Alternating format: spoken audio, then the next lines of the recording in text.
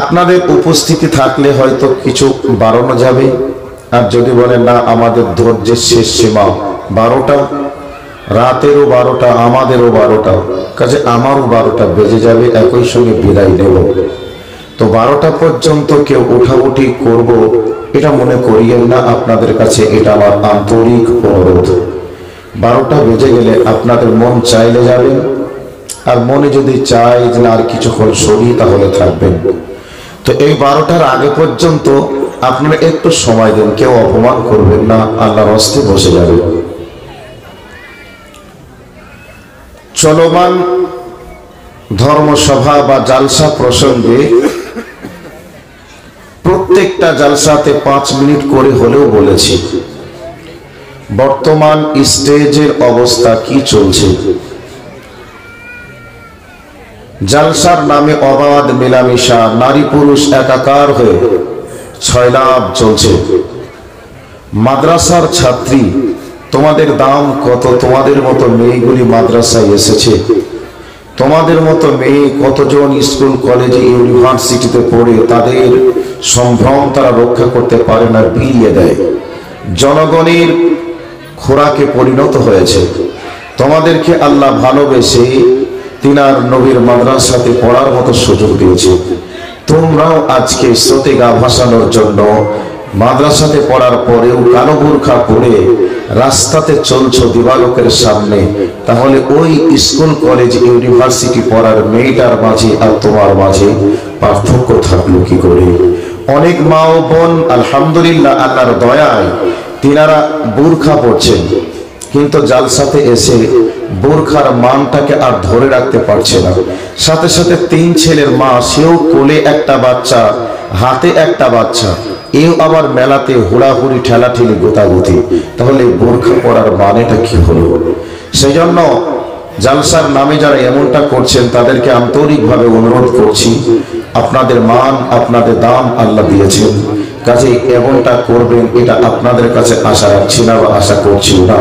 প্রত্যেকটা জালসা কমিটির কাছে অনুরোধ থাকবে যে জালসার নামে বাজার ঘাট বসিয়ে জালসাকে জমজমাট করতে হবে, আর সেখানে নারী পুরুষ হুড়াহুড়ি ঠেলাঠেলি গোতাগুতি করবে, আর সাদকায়ে জারিয়া পাপ আপনি করবেন, নিটফল 0, সাথে সাথে জাহান্নামে নর্দমার কীট হবেন, এটা আশা করবেন না। আপনার কাছে আন্তরিক দাবি রাখলাম।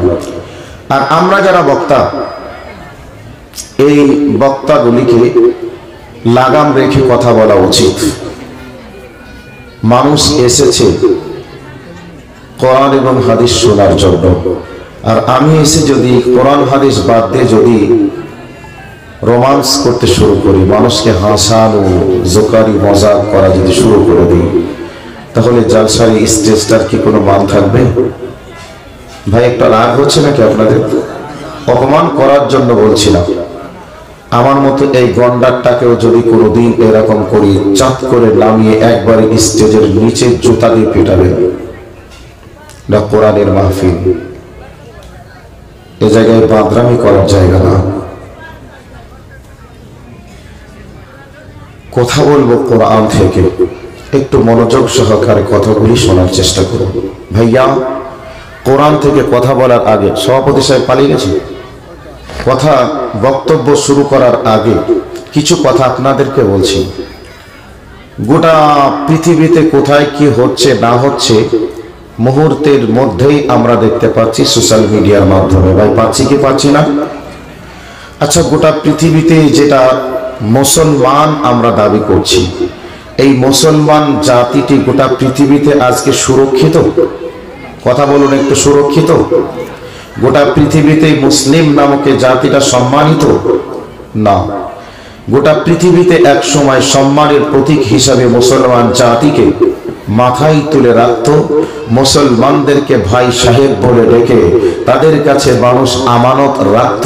এদের কাছে কিছু রেখে দিলে আর কোনোদিন খেয়ানত হবে না, এদের কাছ থেকে সম্পদ রেখে দিলে সম্পদগুলি যথাসময়ে আমরা পেয়ে যাব, এদের কাছে যদি আমরা আশ্রয় চাই তাহলে আশ্রয় পাবো। এইরকম একটা ভাবনা চিন্তা করার সময় মুসলমানদের ছিল। কিন্তু সেই মুসলমানদের কাছে আজকে যেমন কোনো মানুষ আমানত রাখলে তারা আজকে আর নির্দ্বিধায় রাখতে পারে না, কারণ মুসলমান আগের মতো ইমানদার নেই। আজকে মুসলমানদেরকে যারা দেখে ভয়ে থরথর করে কাঁপতো, যেই মুসলমানদেরকে দেখলেই 7-5 ভেবে চিনতে কথা বলার চিন্তা ভাবনা করত, সেই মুসলমানগুলিকে আজকে দাড়ি চিপে ধরছে আর রাস্তায় ফেলছে আর বুকের উপর পা দিয়ে জিহ্বা ধরে টানছে। মুসলমানগুলিকে আজকে পাখির মতো করে গুলি করে হত্যা করছে। আল্লাহর কোরআনকে আজকে দেবালোকের সামনে টুকরা টুকরা করে ডাস্টবিনে ফেলছে, আকাশের দিকে উড়িয়ে দিচ্ছে। আল্লাহর ঘর মসজিদকে বোম্বিং করে উল্টাজার দিয়ে ভেঙে চুরমার করে দিচ্ছে, মাদ্রাসাগুলিকে ভেঙে খান খান করে দিচ্ছে। এগুলিকে আমরা দিন রাত সোশ্যাল মিডিয়ার মাধ্যমে দেখছি, আর আমরা বলছি কোথায় হচ্ছে, যেখানে হচ্ছে হচ্ছে সেখানে হোক। আমাদের ভাটল এলাকার মাদ্রাসায় ফালাহুল মুসলিমকে যেদিন ভাঙতে আসবে সেদিনকে আমরা দেখে নেব। এখন আমরা একটু ঘুমিয়ে দেখি। এইরকম মুসলমানদের আজকে ভাবনা চিন্তা, তাই কিনা?